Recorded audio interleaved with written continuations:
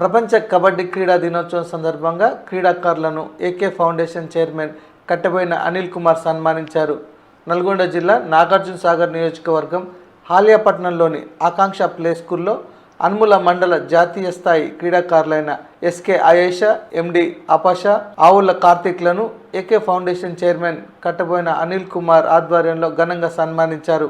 ఈ సందర్భంగా foundation chairman Anil Kumar మాట్లాడుతూ, మన నియోజకవర్గంలో కబడ్డీ క్రీడాకారులకు ఎల్లప్పుడూ తన వంతు సహాయ సహకారాలు అందిస్తానన్నారు. అదేవిధంగా విద్యార్థులను క్రీడల్లో విద్యలో కూడా బాగా రాణించాలని కోరారు.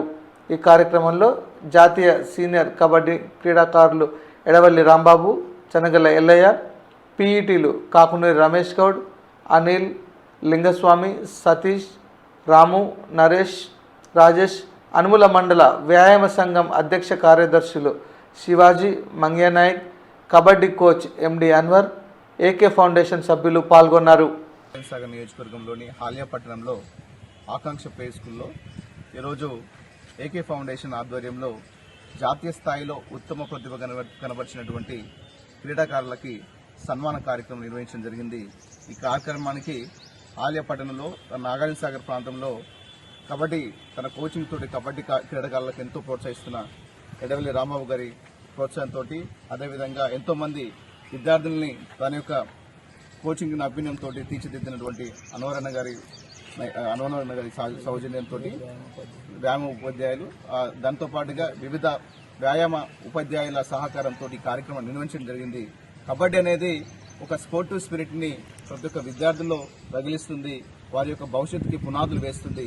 గ్రామీణ ప్రాంతంలో మొదలైనటువంటి ఈ క్రీడ ఈరోజు జాతీయ స్థాయి, అంతర్జాతీయ స్థాయికి వెళ్ళడం అనేది ఆ క్రీడకు సంబంధించి ఎంతో మంది క్రీడాకారులు ఆ క్రీడా అభివృద్ధి కోసం తోడ్పాటును అందించడం జరిగింది.